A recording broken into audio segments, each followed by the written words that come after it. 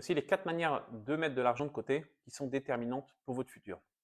Je suis Florian Chiron, conseiller financier des Français d'Allemagne.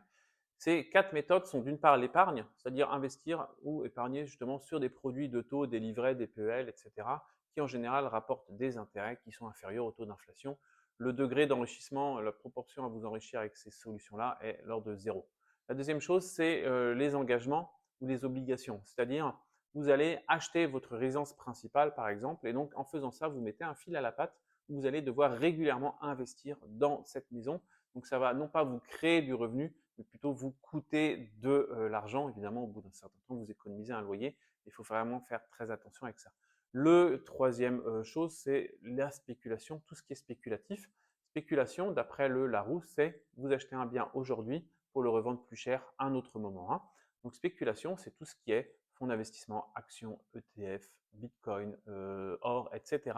C'est pas forcément mal en soi, mais ça ne va pas vous créer de revenus réguliers plus tard, hein. Et l'autre chose, c'est l'investissement. Investir dans des biens qui vous génèrent des revenus dès aujourd'hui ou dans quelques temps.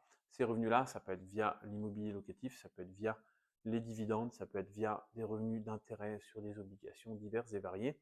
Et c'est vraiment déterminant pour vous de savoir ce que vous souhaitez. Si vous souhaitez avoir un revenu, hein, plus tard qui vous permette de vivre ou simplement de spéculer et de risquer non seulement de gagner, mais aussi de perdre votre argent.